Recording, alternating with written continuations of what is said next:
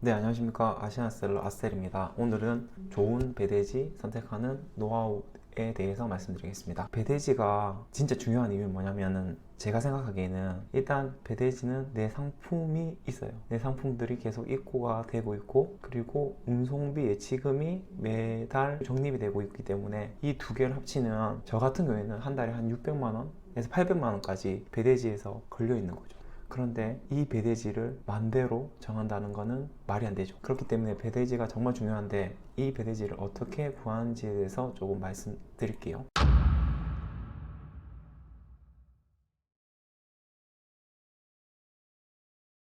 일단 배대지는 타오바오의 상품을 구매를 하면은 그 물건이 입고가 돼서 제품 검수를 하고, 그리고 국제 배송을 하겠죠. 그리고 배대지에서는 통관 대행을 해서 마지막으로는 국내 택배로 인계해서 고객님께 전달을 하는 역할을 합니다. 그런데 배대지는 실제적으로 보면 협력사로 이루어져 있거든요.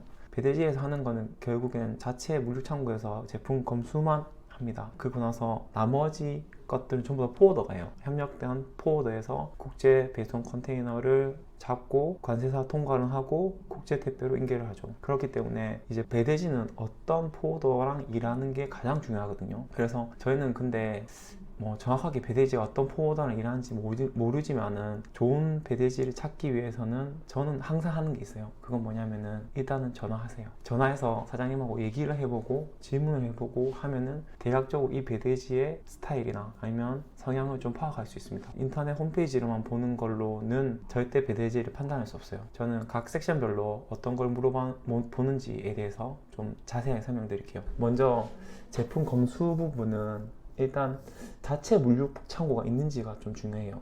예를 들어서 타오바오에 주소를 적을 때 수치는 제 이름을 하지 못하고 배대지 사장님 이름을 했다고 하면은 물류 창고가 자체적으로 없다고 판단하시면 될 것 같아요. 왜냐하면 큰 물류 창고 안에 그 사장님 자리만 쓰는 거니까 제 이름을 할 수 없겠죠. 그 사장님 이름으로 해야지 분류가 가능하니까. 그래서 이런 업체는 전 잘 안 써요. 그리고 검수 사진이 무료인지, 검수 사진이 돈을 받는 거는 중국 인건비로 봤을 때는 유로일 수가 없다고 생각하거든요. 그리고 노데이터 비용이 건당 얼마 발생하는지, 그리고 물건이 만약에 오늘 오전에 입고가 되었으면 저는 다음날 출고가 돼야 된다고 생각하거든요. 근데 만약에 다음날 출고가 안 되면은 배대지에서 인력을 적당히 뽑지 않은 것 같아요. 적은 인력으로 돌린다고 생각하기 때문에 이런 배대지는 좀 거르는 경향이 있습니다. 그 제품 오류를 어디까지 꼼꼼하게 잡아주시는지도 중요합니다. 저 같은 경우에는 사이즈까지 봐주는지, 아니면은 진짜 그 스크래치 하나하나 사진 찍어서 이거 오류인데 어떻게 하시겠냐 라고 이제 계속 물어봐 주시는 그런 배대지가 더 좋죠. 물건이 입고가 된 순간 좀 확인하고 싶은 게 있잖아요. 뭐 사진 좀 더 찍어 주십시오, 아니면 이게 이 색깔이 맞습니까? 라고 물어봤을 때 답장이 빨리빨리 오는 배대지가 당연히 좋은 배대지입니다. 그래서 저는 전화해서 이런 부분을 다이렉트로 물어봅니다. 그리고 두 번째는 국제 배송인데, 국제 배송은 결국 운송비가 얼마인지가 중요한데 저는 20kg에 3만원 초반 정도 되는 데가 그냥 괜찮다고 생각해요.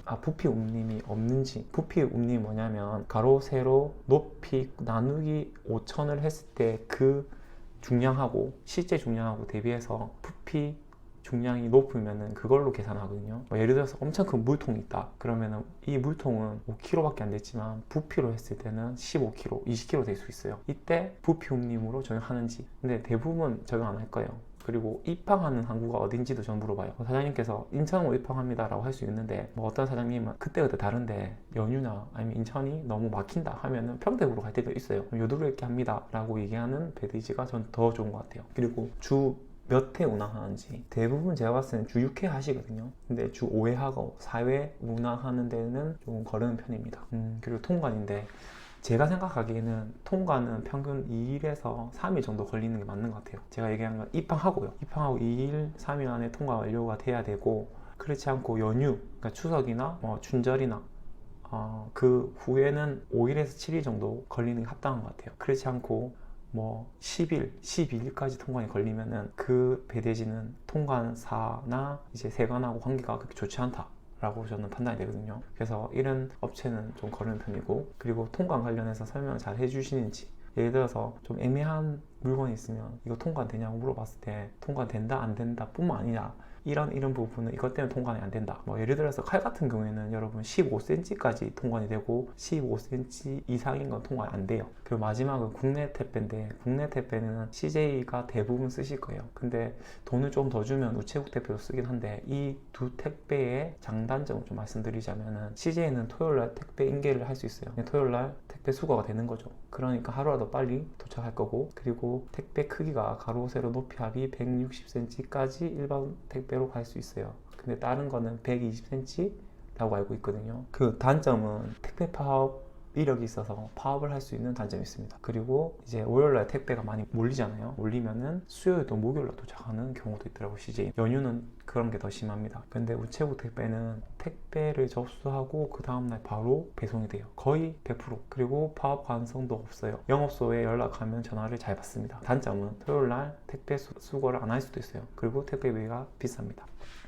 그래서 제가 지금 뭐 2년 정도 배대지를 여러 군데 쓰면서 제 나름대로 이제 좋은 배대지를 고르는 노하우에 대해서 말씀을 드렸습니다. 일단은 전화를 하고 리스트를 만들어서 다 지문을 해보고 한 2분, 뭐 한 5분 정도 사장님하고 얘기를 해보면 대략적으로 이쪽 스타일 알 수 있거든요. 다음 영상은 제가 한 3개 정도 배대지를 골라서 사장님하고 전화를 하고 제가 질문한 내용하고 이제 답변 받은 거를 정리를 해서 비교하는 영상을 찍으려고 합니다. 지금까지 영상 봐주셔서 정말 감사하고 다음 영상도 꼭 기대해 주십시오. 감사합니다.